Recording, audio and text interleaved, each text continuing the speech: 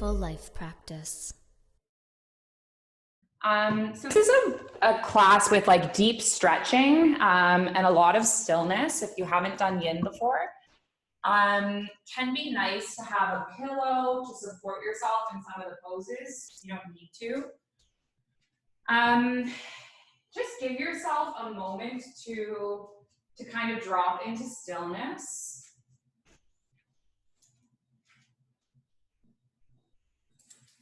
We're going to start on our backs today. I often start in child's pose, but I'm going to switch it up. We're going to start in a butterfly pose. So you're going to come onto your mat. Am I recording? Yes, good. And just sit your hips down, and you could have a pillow underneath you if you want. And you're going to press your feet together and open up your knees, and then lay your back body on the pillow. And you can place your palms on your heart and your navel if you like. You can also place them on your thighs. Maybe reach your hands up and grip opposite elbows. So there's a bunch of different options. And then just take this moment to kind of take one long exhale.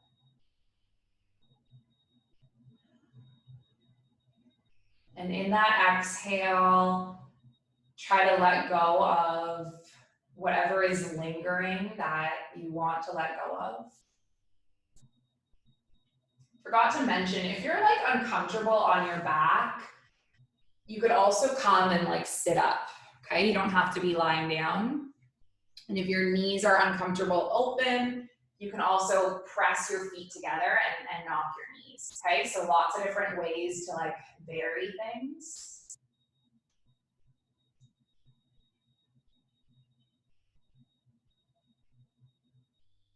Start to tune your attention towards your breath.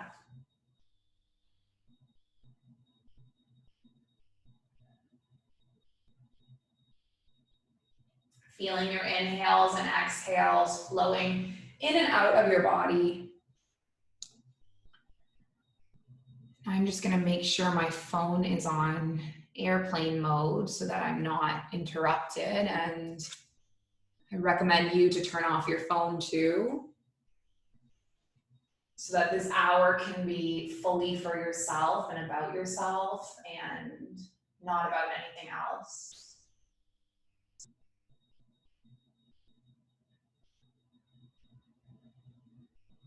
So in our Yin Yoga practice, we are going to hold the poses for about 3 or 5 minutes.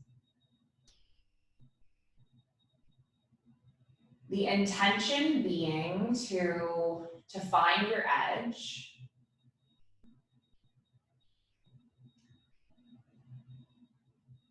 to stay a while, and to commit to stillness.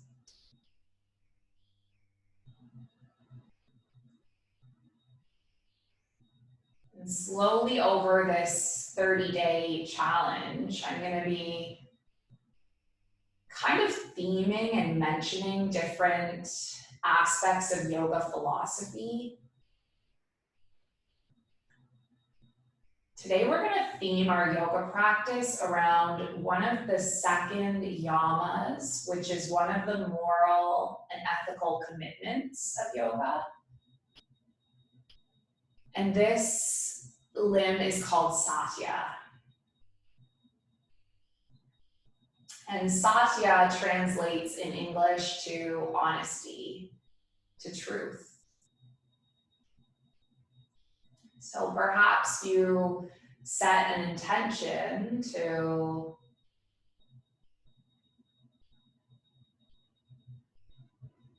show up on your mat and kind of be honest about where you're at today. Honest in your body and how it's feeling.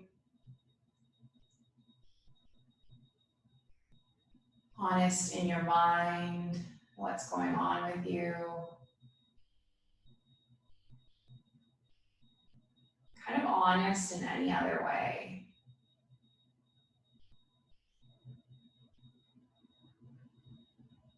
So if you want to work with this intention, that's just like an offering. You could also work with something else. Like maybe you're just here to get a deep stretch, and that's okay too. Maybe you're just here to be present, that's okay too.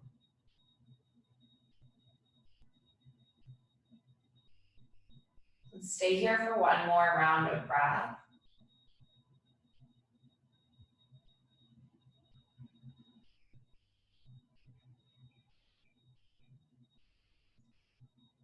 And then you're just gonna slowly kind of peel your way up out of this one, maybe bending the knees and like rolling to one side. And then come all the way up to seated. And we're gonna move directly into a second variation of this pose, this butterfly. So you're gonna put your soles of feet together again, this time you're seated. And in order to make this stretch a little deeper, your feet can be closer to your groin, and in order to make it a little less deep, your feet can be further away. And then on your breath in, just lengthen and stack each and every vertebrae one at a time.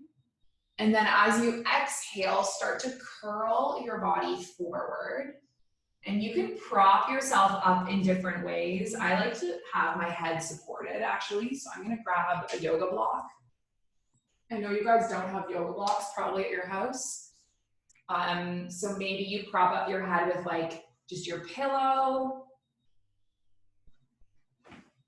I've often recommended people use books in place of yoga blocks. So you could also use a book. And I'm gonna set a timer. We're gonna be here for about 4 minutes.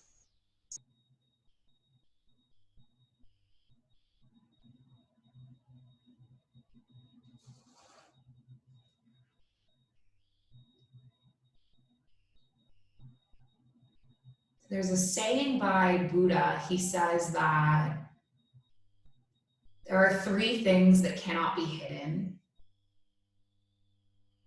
the sun, the moon, and the truth.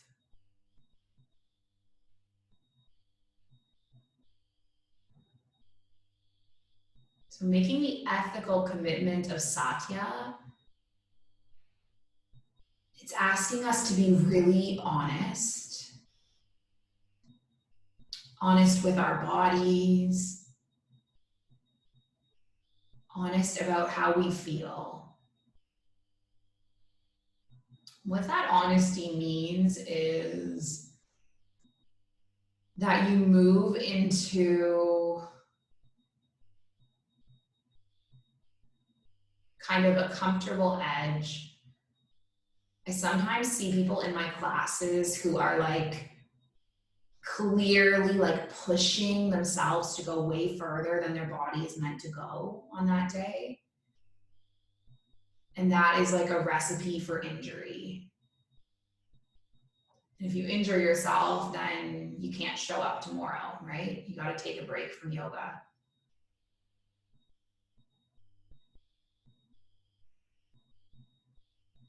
So I think the practice of Satya is like really important on our yoga mats.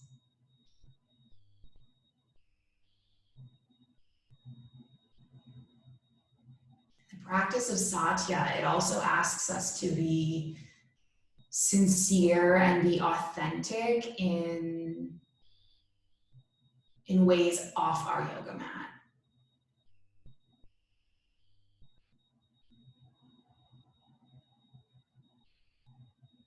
So maybe there's times when you over exaggerate or you kind of tell white lies.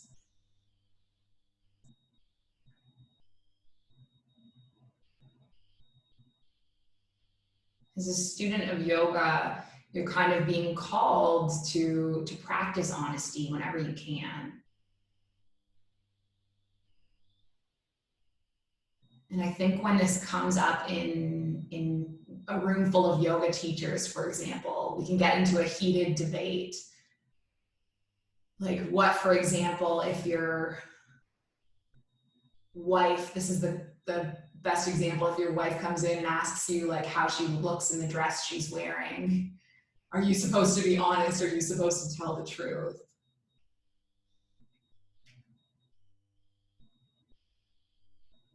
And I think one of the coolest things about Patanjali's Yoga Sutras is that he sets these things for us like Satya. He tells us to be true and honest, but he doesn't tell us how to do it. And so defining what Satya means for you is like one of the things you have to do.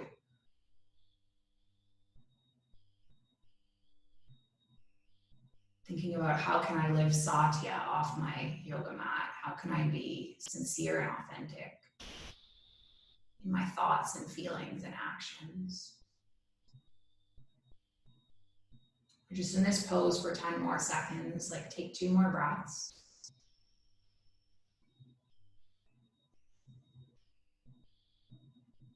One more inhale.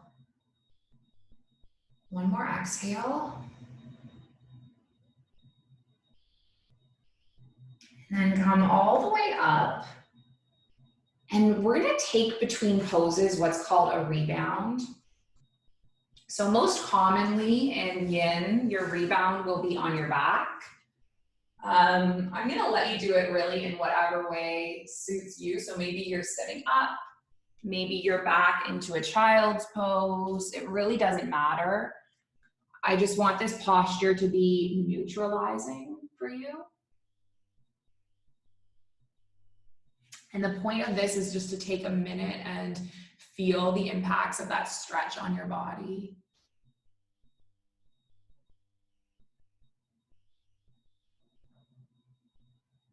So let's take about 3 more breaths wherever you are.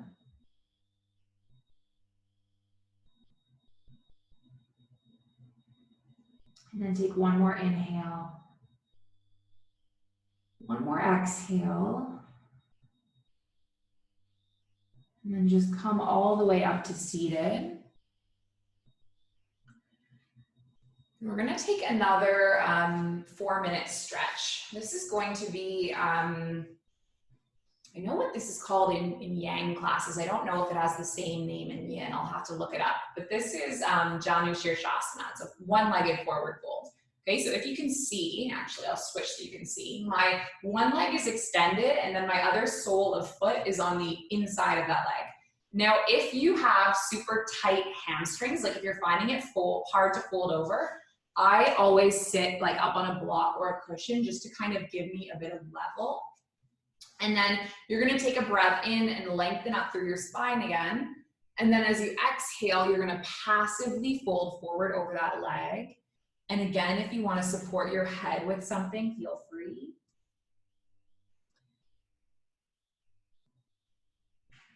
Please don't go too deep right away.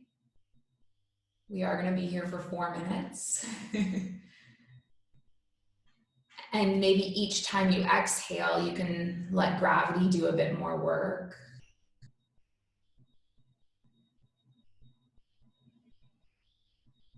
Slowly dropping you further into the shape.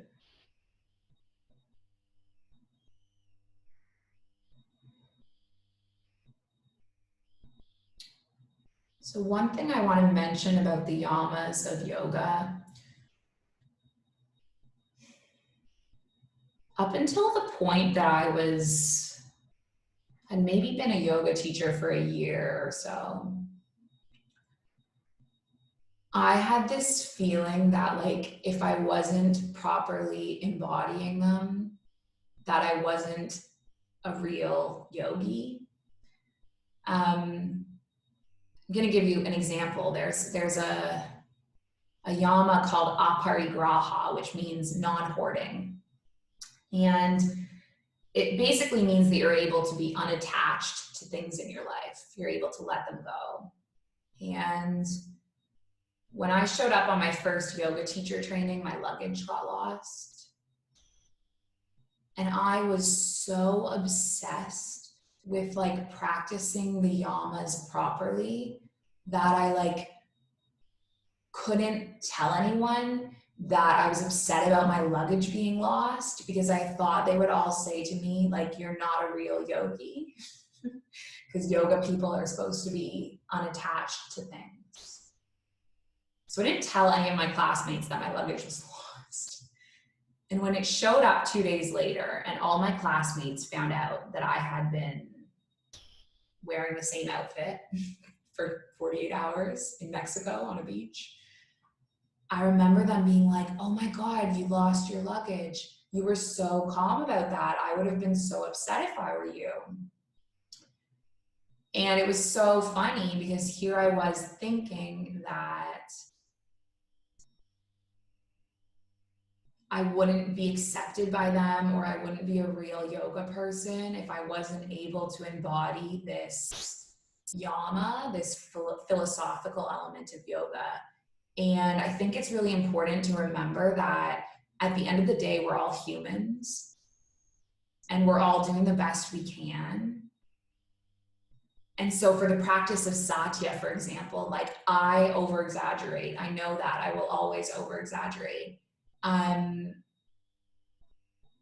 But part of my practice of Satya is like trying to stop myself when I'm about to do that and be like, who is this serving and benefiting from, and why am I feeling like I need to over exaggerate? Is it because I don't think I'm interesting enough? Is it because, like, why am I lying right now? Is it to not hurt someone? Is it because I don't want to tell my wife how I actually think she looks in that dress? Or is it for a harmful reason, right? So you don't need to be perfect at everything. You just need to be able to kind of step back from your choices and actions and reflect on them using this philosophical lens. All right, I talked all through those 4 minutes. Just take one more breath.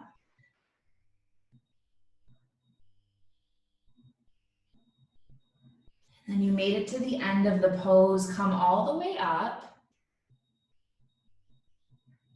And find your way into a neutral, a rebound pose, seated, child's pose, whatever. I'm going to take seated.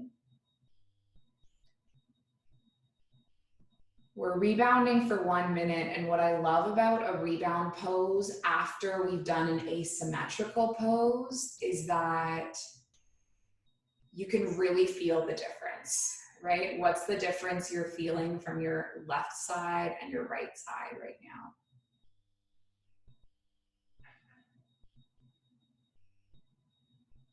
Scan that.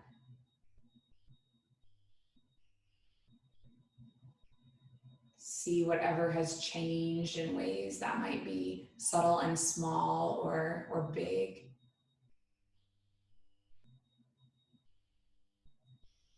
And then take one more breath.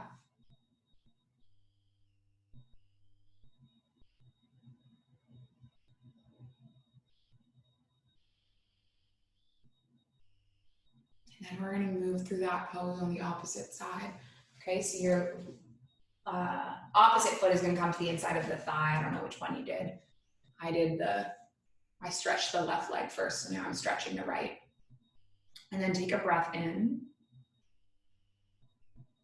And then exhale, fold forward, find your shape.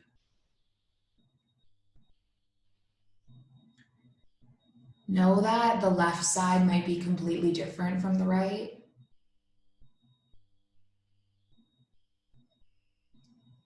We all have like little behaviors, little things we do each day that might make it more spacious on one side than the other. Like, for example, whenever I'm sitting on a chair, I always cross my leg the same way.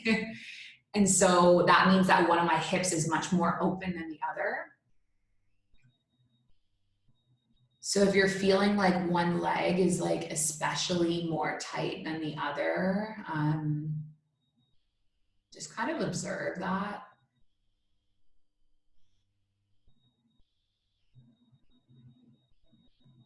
being honest about your limitations,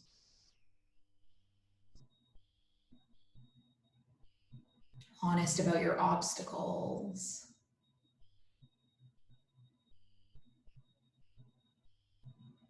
honest about your strengths.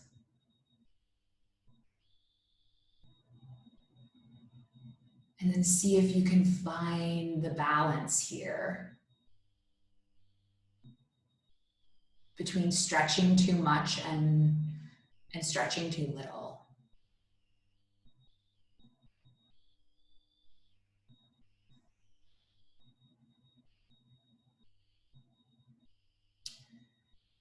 So I think what we believe in and what is right for us,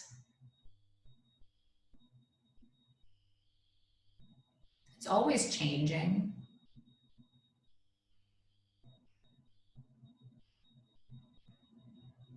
I think this is a particular time that this is true, right? I don't know what the past 6 weeks or 8 weeks for you has been like, but for me, I know, what day is it today? It's April 3rd. So 2 months ago, I was on a plane to Bali. I had this attitude of like, I'm not afraid of coronavirus, you know, it's just a flu. And really up until probably 3 weeks ago, I didn't understand the idea of flattening the curve. I didn't understand why it's so important to stay home. I didn't understand why it's so important not to travel. And I think my friends that I've been in touch with have really seen that like shift in my belief system. And I think all of us have gone through that as we've become educated about this virus and educated about the role that we play in flattening it.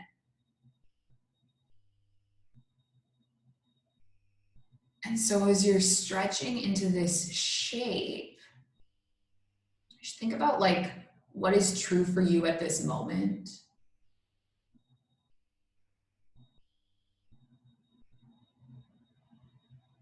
What we believe in, what's right for us is always changing. I think sometimes lies from our past, they show up in our present version of what is the truth.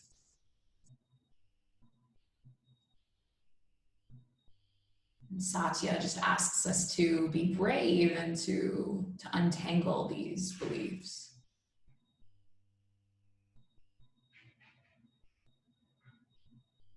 Okay, let's take one more round of breath on this side.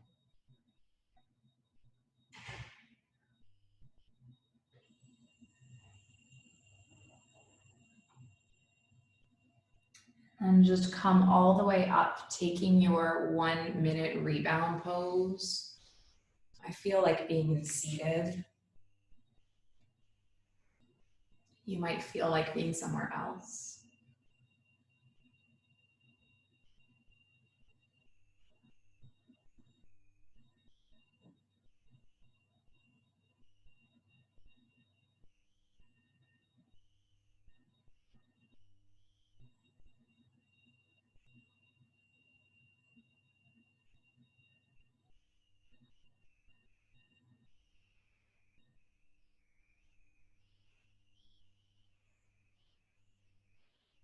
Take one more breath.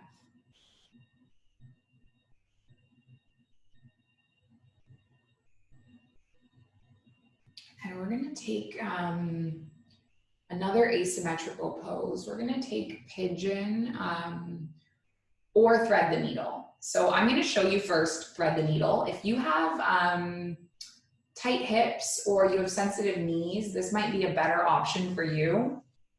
You're on your back body and you're crossing your right ankle over top of your left and then pushing your right palm into your right thigh. Maybe lift the left leg up and interlace the palms on the back of the left thigh or on the front of the left shin. Okay, so this is option 1. And then option 2 is to come all the way up into what's called sleeping swan in yin. I have my hot yoga background, so I always use those hot yoga names, which is pigeon. Okay, but either or, your right knee is behind your right wrist and your right foot is behind your left wrist. And then you can cushion like your right bottom. If it's really high up, you can place a pillow underneath, or you can have that pillow underneath your head. And then just start to come forward. And again, we're gonna keep in this one for 4 minutes. Usually I change it up between like 3, 4, 5, 6 minutes. This day, I think it's nice to kind of find the middle. I always say that we do 3 or 5 minutes, 3 to 5 minutes in a yin pose. So today we're gonna do the middle, 4 minutes.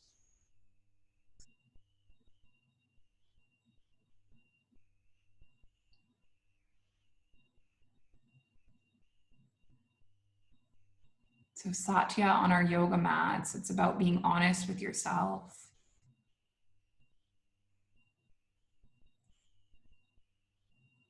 Being honest with what you've arrived with today.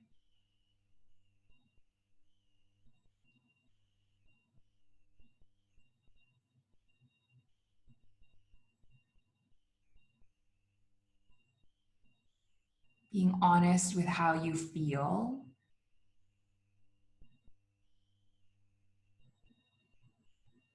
Not just in your body, but in your mind, in your emotions.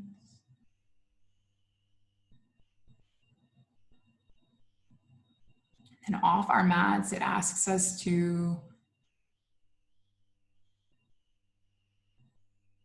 just stop lying.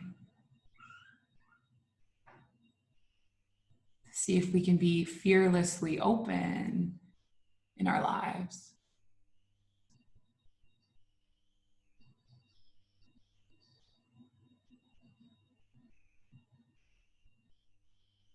We've been in this pose for about 2 minutes. We're gonna stay for 2 more minutes.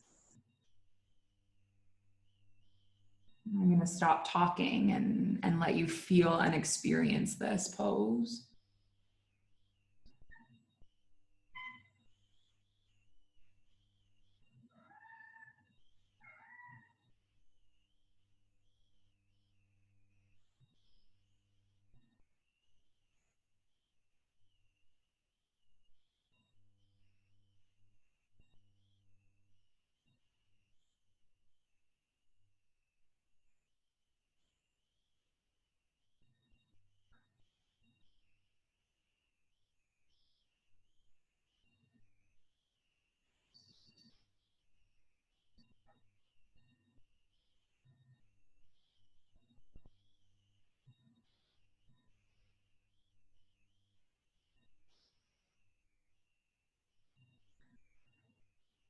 Cat has arrived.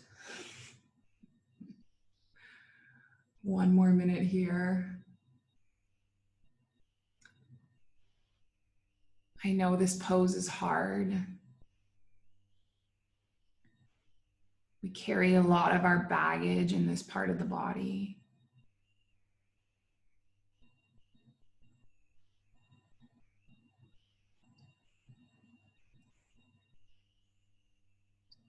Just kind of feel whatever comes up for you and let it go.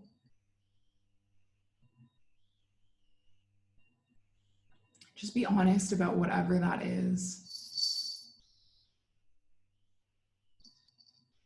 I think we're all living and experiencing this pandemic differently.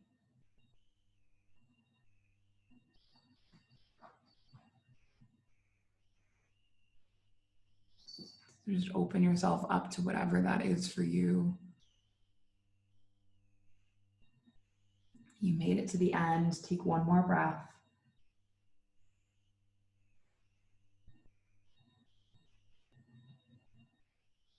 And then make your way into your rebound pose, staying for a minute. I'm in enjoying being up and seated today. That might not be for you. You might be on your back. You might be in child's pose. Take deep breaths in and out.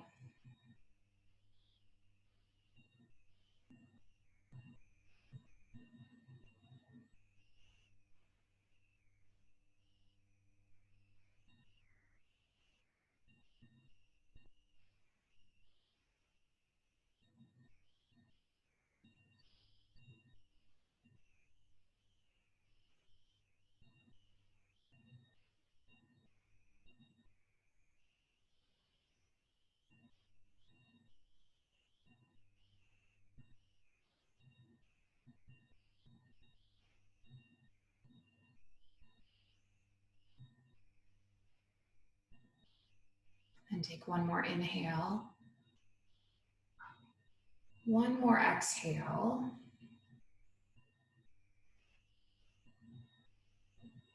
And let's drop into the opposite side.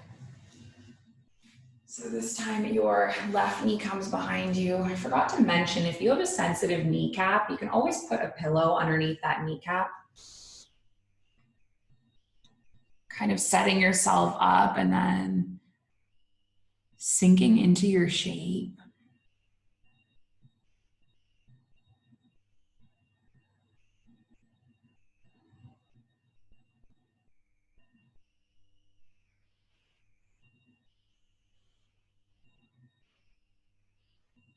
We're here in this pose for 4 full minutes. It's a really long time to hold such an intense shape, especially if you're brand new to yoga.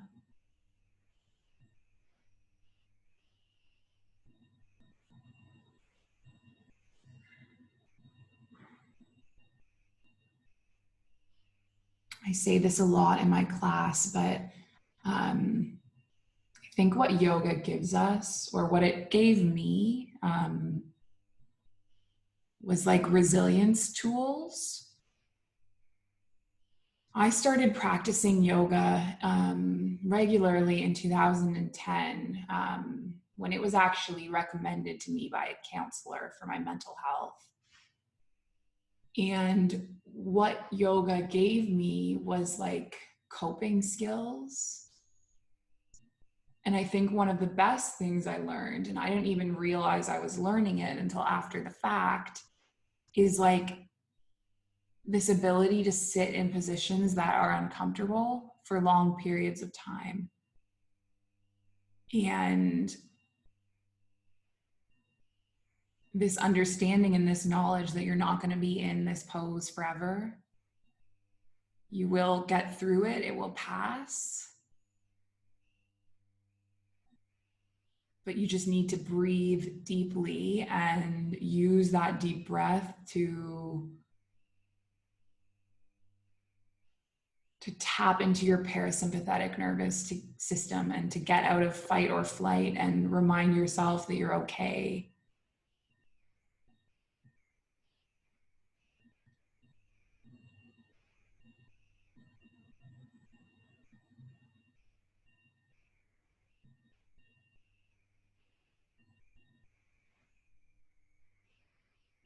And these kind of skills come in handy at a time like this. You guys all know, like, I'm pretty extroverted. I'm very busy. I love to be out of the house. I'm so go, go, go. And being in the house 24/7 makes me uncomfortable. It makes me unhappy. It makes me uneasy. And so this tool that you can take off your yoga mat and into your life is like connecting to the present moment, breathing deeply, reminding yourself you're not going to be in pigeon forever, just a minute longer, just a few more breaths. And as long as you're only in a place of discomfort, stay. If you're in a place of pain, back off. But if it's like a good discomfort, see if you can manage it for a little bit longer. And once you get pushed outside your comfort zone, that's when the growth and the change starts to happen. 30 more seconds, breathing deeply.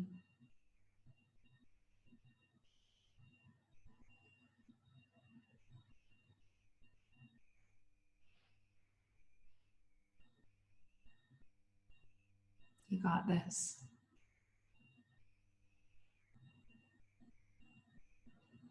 Take one more breath. Feels like this side was longer than the last, doesn't it? Okay, you made it. Come all the way up.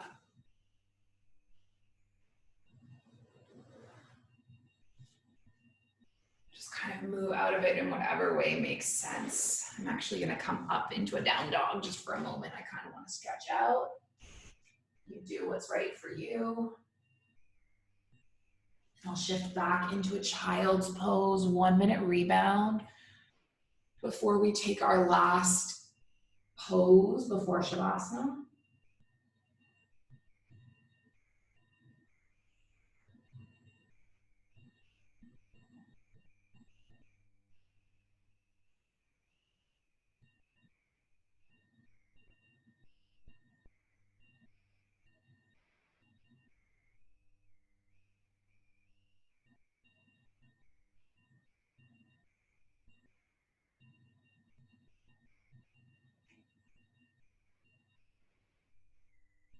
Okay, we're gonna come all the way up.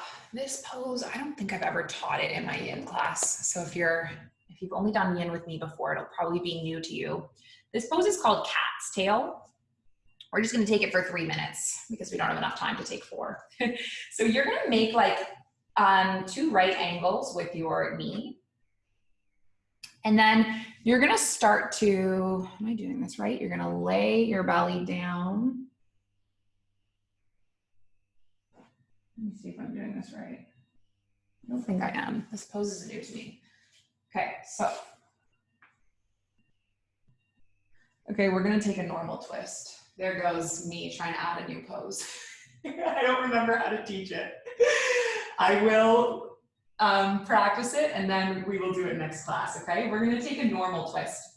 So you're going to drop both knees to make 2 right angles and then turn your belly towards your pillow and then lie down on the pillow and then send the gaze in the opposite direction. So it isn't really a normal twist, actually. It's like a belly down twist. We did it last night in my restorative. So if you were with me last night, you know this one.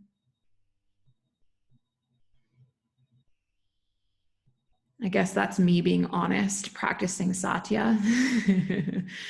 Start to take you guys through a pose and then realize that I actually don't know what I'm doing. And then be honest about that as opposed to carrying on. I think that's something that we as teachers learn pretty quickly. A lot of teachers in the room. I remember my friend in university saying to me once, he was like, I could never be a teacher because I'd be so afraid. Like, what if a kid asked me to spell a word and I didn't know how to spell it and I spelled it wrong? And I remember saying to him, like, it doesn't matter if you spell it wrong, right? What you're teaching the kid is like that it's okay to make mistakes. And you're being honest about the things you don't know. Like a kid comes in and asks me, like, you know, how long do turtles live? And I'm like, I don't know. You don't need to make up an answer, right? To seem like you know all the answers. Have to be honest with kids about what you don't know and suggest to them, like, let's find this out. Let's Google it.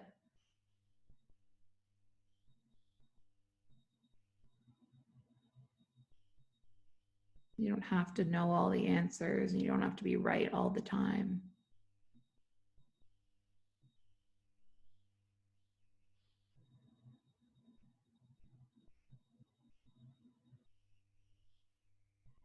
We're going to be in this belly down twist for one more minute.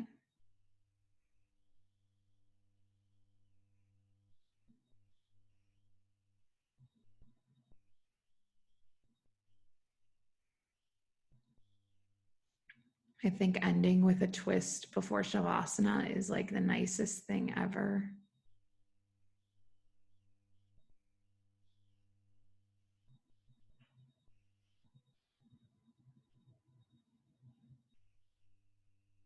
Because it almost feels like your spine is like this wet washcloth and it's kind of picked up all this stuff throughout the day.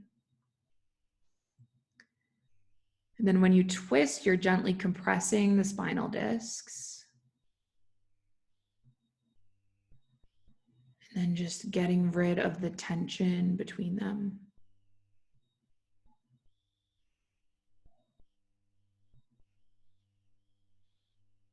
One more round of breath.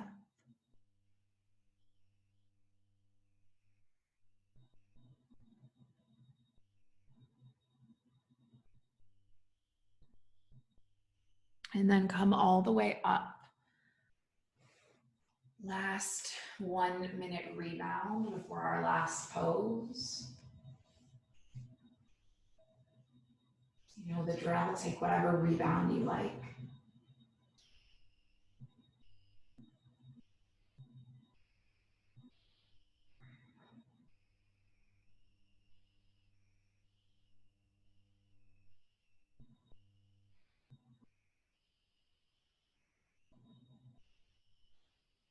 And prepare for your cattail on the opposite side. So right knee, left knee is near the right sole of foot, and then you're gonna spin your body all the way around. Start to walk your body down onto this pillow. And then if it's comfortable for you, gaze in the opposite direction of your knees. That will just like extend your stretch all the way from the base of the spine up through the cervical spine. And if it's too much for your neck, because I know it's a lot, especially for people new to yoga. So if it's too much, you can just turn your gaze the same direction as your knees. And know that with time, you'll get there with patience.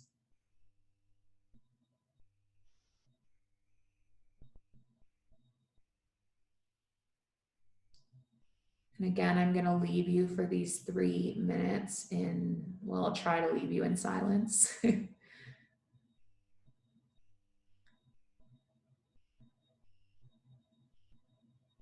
If your mind is wandering away from this moment, maybe just the most simple breathing meditation, which is inhale here, exhale now, inhale here, exhale now.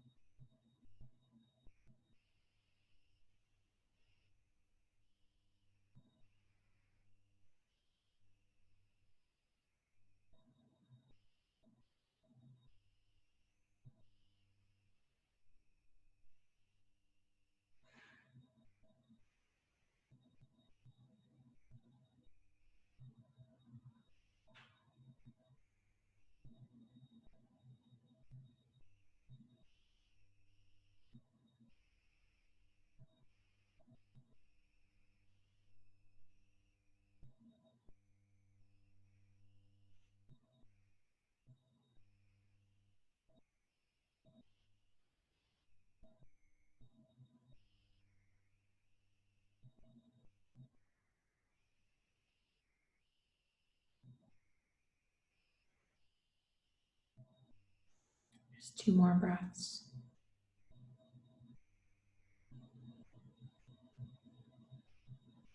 One more.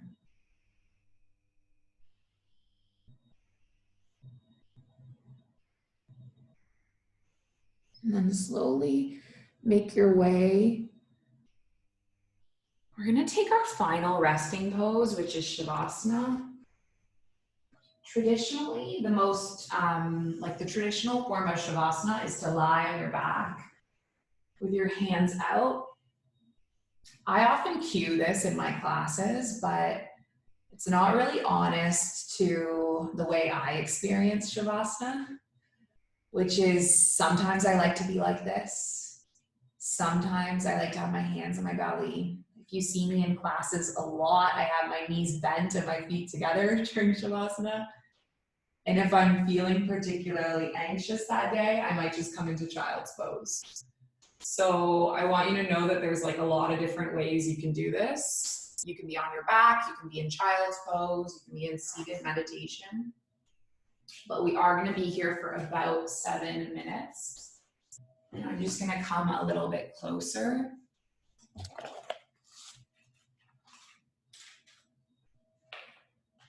Sitting on my pillow.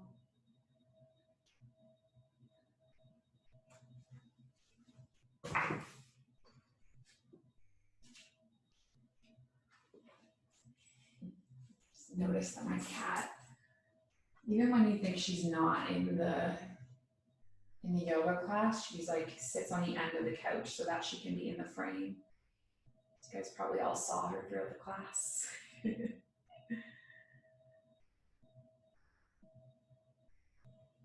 I want to share something with you.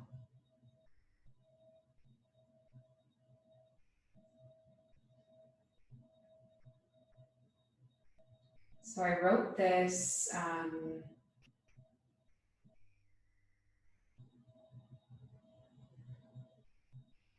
about 2.5 years ago. It was right after I had returned from my second 300-hour yoga teacher training in Bali. And I was going through a really hard time in my life. I was going through a really hard breakup. I had to quit my job in Kuwait. I let down a lot of people and I broke a lot of promises, and I had a lot of guilt about this. But making this choice to leave, it was like one of the times in my life that I was most honest with myself about what I needed out of life, and it really was the best decision I ever made, even though it was so hard. And so I wrote something about what I learned during this time I spent in Bali. Just kind of popped into my head this morning. So I wrote, live soulfully, meaningfully, presently and authentically. Inhale and exhale, fully and consciously. Participate in the world the way it is, as opposed to separating from it. And know that the darkest part of the night is right before the dawn. Refuse to let loss define your relationships. Learn how to sit with loneliness. That's pertinent now for a lot of us.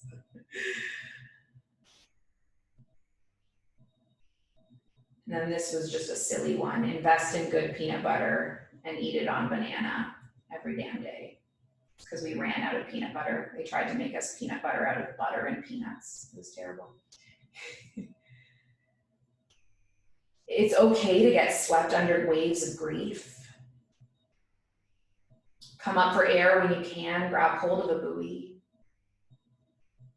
Cling to this buoy as you watch waves of grief wash around you.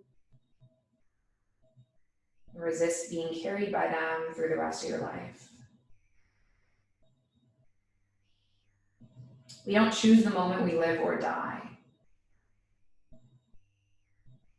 And all we can choose is what happens between our first and our last breath. Live fearlessly, live beautifully. Realize each breath you have left is precious. Surrender to the process of life and death. There is no guru, you are the guru. Sometimes all you need is the science of yoga, and sometimes what you need is specifically the science of modern medicine. For example, the compressed nerve from your motorbike accident is not a Kundalini awakening. Go to an actual doctor for a second opinion. Know yourself well enough to know the difference. Do not allow anyone else to tell you how to heal. Follow your soul, always, always. And in doing this from time to time, you will let other people down. Release yourself from the guilt that you harbor from this. If you want to leave and you're following your soul, you have my support. Because your soul is more important than my selfishness. Last one, don't preach. Let people believe what they want. Just be the living embodiment. That's how you share with the world what you learned.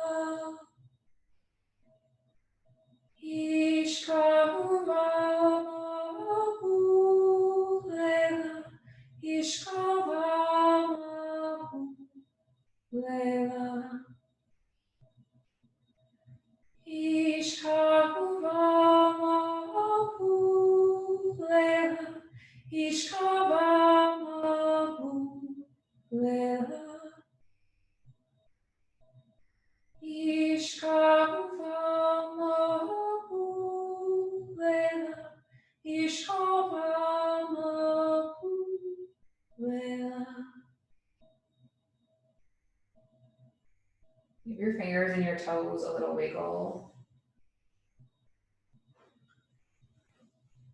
Just trying to stretch through the body, making your way up to you're seated eventually.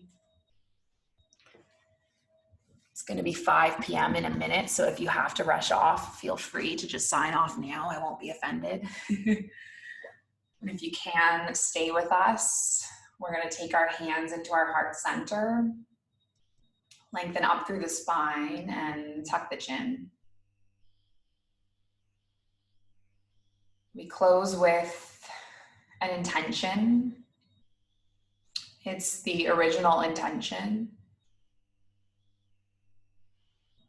It's that our yoga practice remains steady and our efforts remain continuous. And our yoga practice serves and benefits not only us, but all of the people around us, and all of the people around them, and all of the people around the world. Actually, animals too, all beings. May all beings be happy, be healthy and free. And may the thoughts and actions of each of our lives contribute towards this. And if you want to join me in finishing with an Om, we're going to inhale and then exhale, and then inhale through to make an Om. Let's take a breath in. And then a breath out. And then a breath in.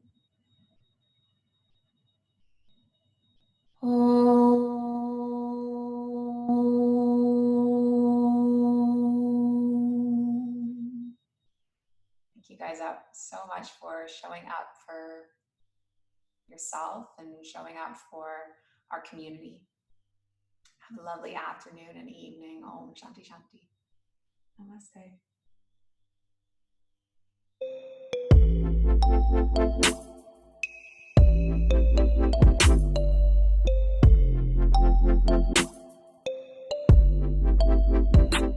The Mindful Life Practice.